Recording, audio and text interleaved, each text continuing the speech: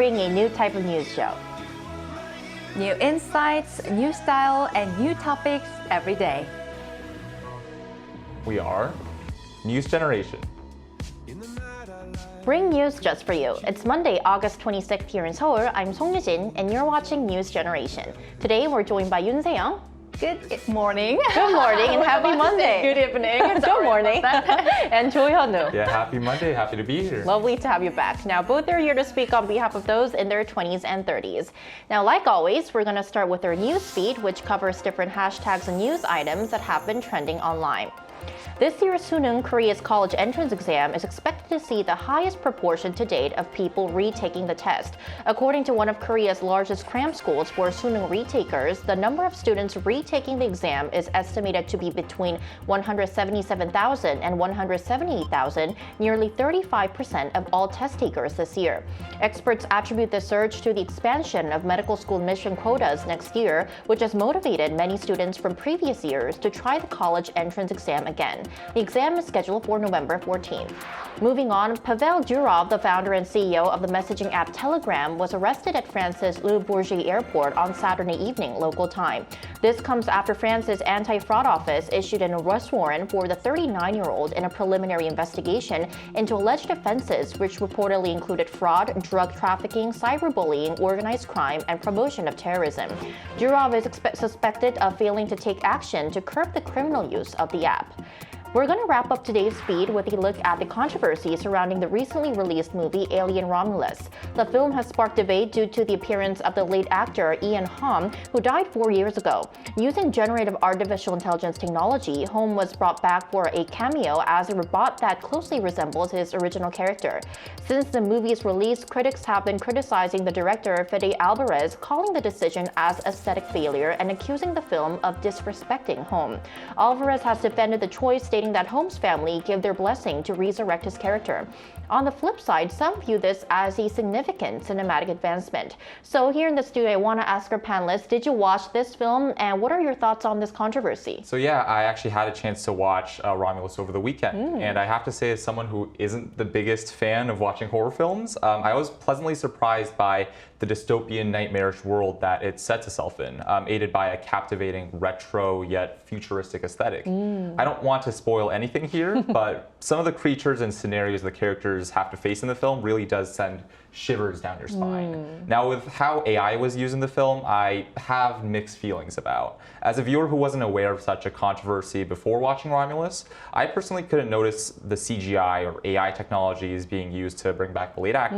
On the other hand, the fact that these technologies have become close to indiscernible may actually be the true horror of the film. Right. Some great films and some great scenes in those films are born by pure accident or on-the-spot thinking by actors, and the fear that human creativity and expression may be replaced by algorithmic calculated outputs is a really chilling one. Right, and I think that this is becoming a bigger concern for more people because these technologies, we're seeing them advance day after day. They're becoming more real, as you mentioned. Exactly. They're becoming more authentic. Now, Yoo Se-young, did you also watch this film, and what do you think about this issue?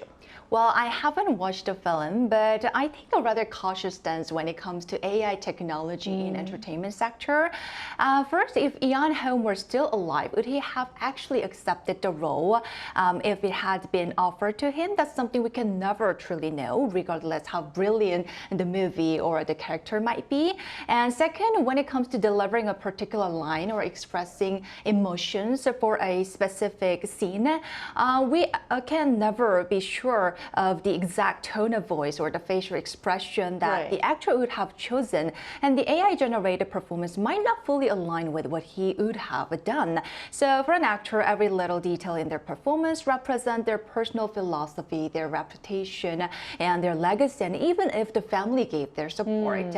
I feel it was a decision that lacked respect for the actor and what he stood for. Because as you mentioned, it is not the actor himself who gave the consent, right? Exactly. Right. Now, meanwhile, we just heard the news that Alien Romulus topped Korea's box office over the weekend.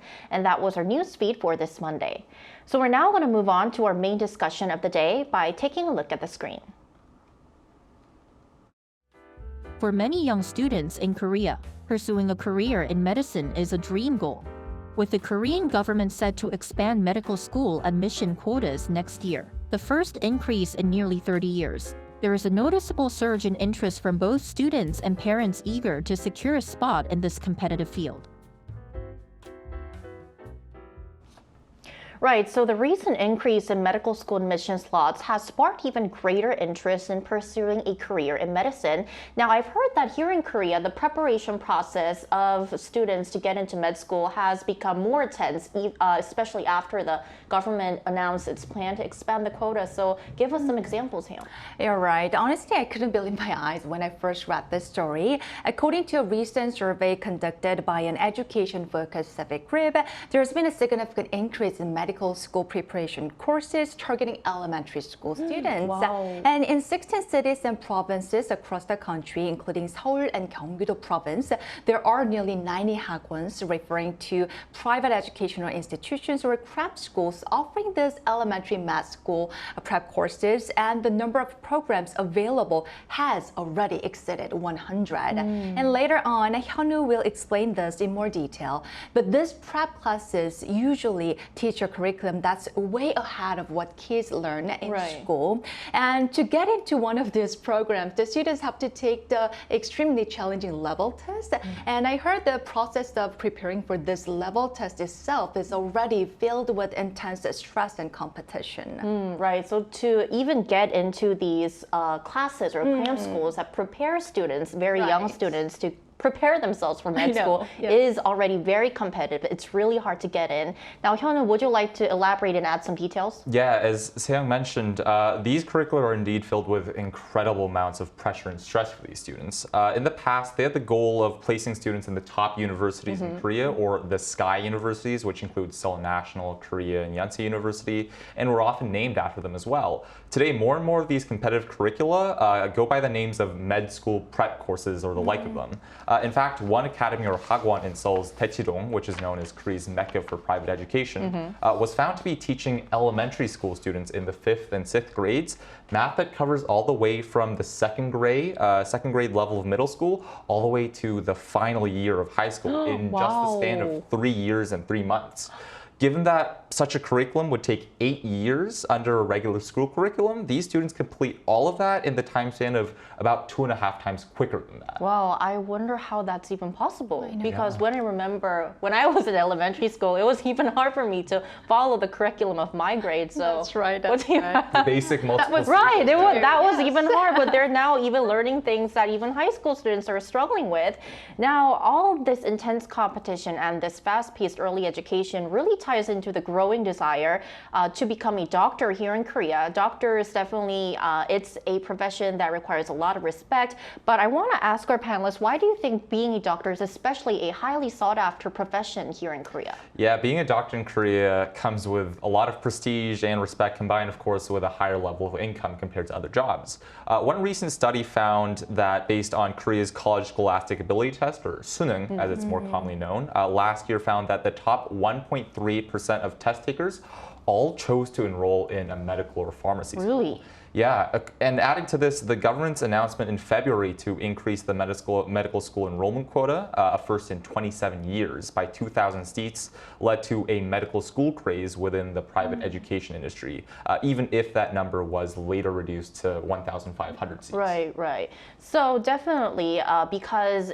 becoming a doctor is a highly sought profession, as we earlier mentioned here in Korea, the announcement that more slots would be available in med schools seems to have prompted more students and parents to prepare themselves or their children to prep for med school. Now, I think that this also comes down to Korea's high reliance on private education, because it is these institutions that are preparing these students. That's right. South Korea is a country with a deep passion for education, as we all know. But that also means that the private education craze is also intense.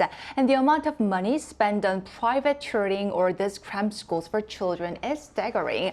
And with parents competing fiercely to get their children into one of these prestigious universities or majors that guarantees the success or stable jobs, many believe that starting early is the only way to stay ahead. Right. And for example, if their child's friend starts preparing at age 10, if they believe their own children also need to start as early as by age 10, if not earlier, to remain competitive.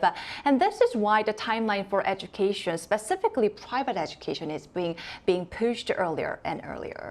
Right, so the competition is definitely heating up. So now I want to ask our panelists, because Hae-young, you're a mom, you're a Yes. Korean mom, and Hyunwoo, you completed your college entrance process like 3 years ago, 3 right? years ago, yeah. Right. So I want to ask our panelists, what are your thoughts on this Korea's intense, heated focus on private education, especially preparing students at a very young age so that they can enter med school? Well, honestly, this is a really tough question for a K-mom, Korean mom. I want my kids to have experiences that are appropriate for their age, receive education that's suitable for them, and most of all, most importantly, grow up to be happy and healthy inside out.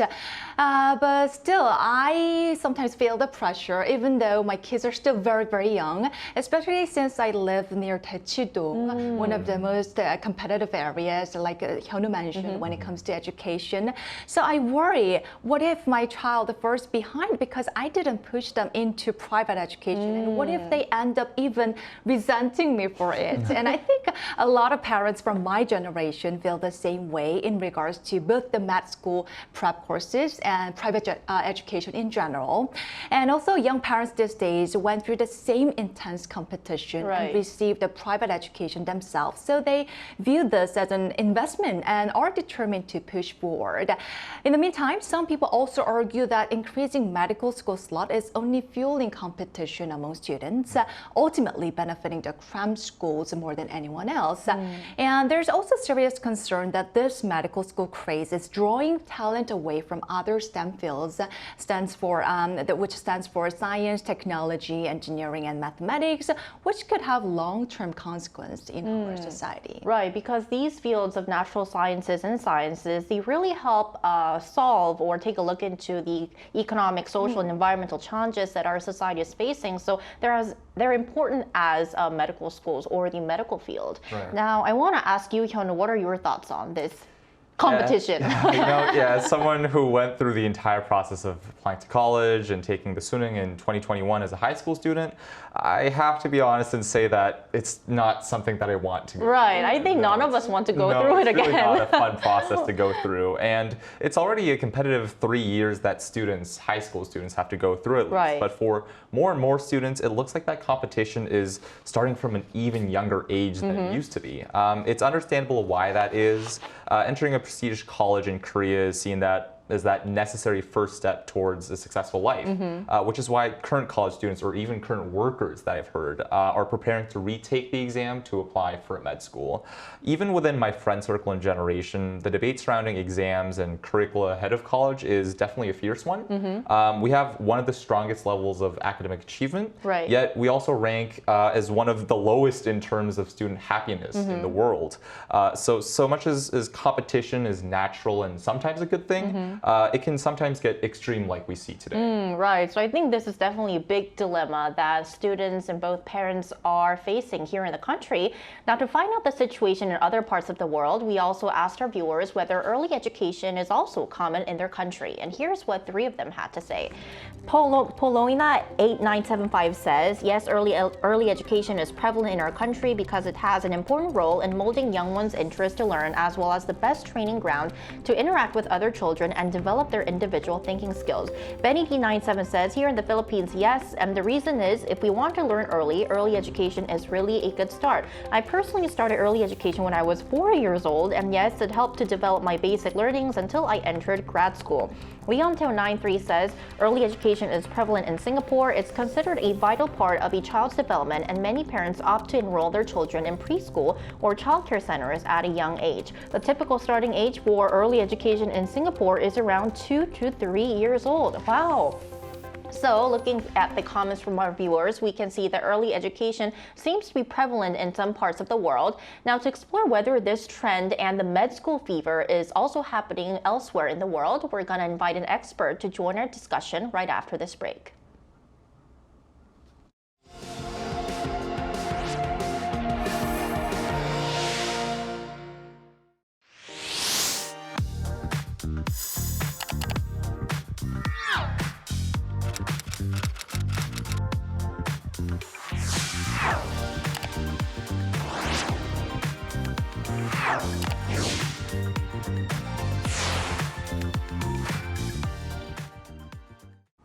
So today we're joined by Bang Nam-gi, Professor of Educational Studies at Gwangju National University of Education. Welcome, Professor, to the show.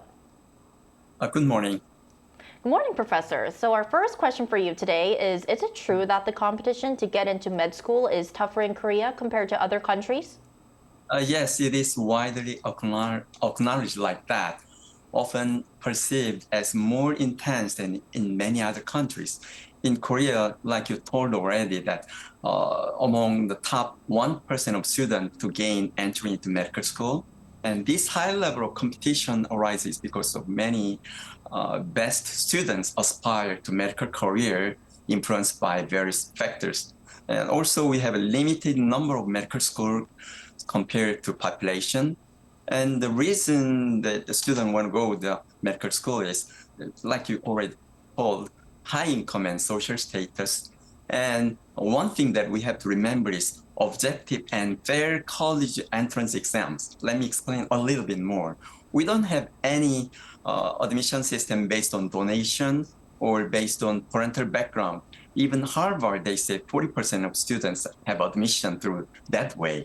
So in Korea, we don't have anything like that. So this ensures that university entrance examination system is among the most transparent and objective and fair in the world. So consequently, parents and students from various backgrounds strive hard until the final moments to improve their abilities. Right. Professor, many parents who choose early education believe that starting early and studying longer will improve their child's chances of getting into the school they dream of, in this case, med school. Is early education really that effective, and what could be some of the downsides? Yes, it is generally believed that engaging in early education can enhance one's chances of being accepted into medical school. However, like you know, individual variations are very significant. For a student with exceptional abilities who aspires to become a doctor, has clear motivation for this career path, and enjoy studying, early education can be particularly beneficial. However, even though you work hard, everybody cannot be in top 1% in academic performances, right? So if students with lower innate abilities are subject to intense early education, it may diminish their interest in learning and lead to several adverse effects, such as excessive stress and pressure, limited exposure, social sacrifices, and burnout risk. Moreover, you have to worry about this. Early preparation might set unrealistically high expectations, which could result in disappointment if the child does not ultimately succeed in gaining admissions to their preferred medical school. We have to worry about that also. And Professor, what might be some ways to solve this imbalance caused by Korea's intense focus on med school admissions? Yeah, the one thing is we have the increased income across various professional occupations. There is a big income gap between the medical doctor and other professional jobs. So that's why many parents and youngsters chase the medical school. And secondly, living and tuition support from the government and companies for students majoring in basic and pure sciences. It will may lead students who want to be scientists or engineers through that way. So we have to motivate them that way. And thirdly, this is very important, and maybe school can do it with parents. Schools and families need to redefine the meaning and value of life and work. And based on this, educate students to design a happy future that suits them and find ways to contribute to society. And I think the media can also play an important role in this process. For this, we have to encourage the diverse interests of our students, and we also reduce stigma around the alternative careers. Also, I think this is very important. It is if the increase in the number of new medical school students continues as announced, it is expected that the doctors' income and job stability will significantly decline within 10 or 15 years due to the rapid increase in the supply of doctors. From a long-term perspective, if one attends medical school assuming that the current income and social status will be maintained, they are likely to be regret it later. Have to remember this. Right, a lot we should think about. All right, Professor, thank you so much for your time today. We really appreciate it. Thank you. Great. So before we wrap up today's episode, very briefly, are there any final thoughts you'd like to share on today's topic? Well, as a parent, there's something I constantly remind myself. Children are not the property of parents. Our role as parents is to help our kids discover what they truly love and are passionate about. So the bottom line is, as an adult, as a parent, I really hope to help my children find their own path and live their lives. Whether that be medical school, becoming a Yes. doctor, or choosing other profession, I think most important is, as a parent, is helping your child find that thing or that career path that your child is really interested in. And what about you, Hyunwoo? Yeah, personally, as a student, I'm happy, maybe even grateful with where I am right now. My belief, and it's a firmly held one, is that the college and degree that I chose are what best fits me and makes me happy. But I also understand why others, as we see just today, might not think so for their own personal life. As much as my decision is my own, I don't think we should see these people succumbing to Korean stereotypes surrounding elitism and success, but instead as choices because that's what they think that is best for them in their lives. The only worry I have is when many might feel overwhelmed and pressured because they're not good enough, as I or many of my friends felt in the past. And this is something that I guess we'll have to fix as a society. Right, and we'll keep bringing these discussions to Newsden so that we can talk about it more. And that's all from us today, but Newsden will be back tomorrow at 9:30 a.m. Korea time. Special thanks today to Yoon Se-young. Thank you. And Choi Hyun-woo. Thank you as always. Thank you, and thank you everyone for watching, and we'll see you tomorrow. We are News Generation.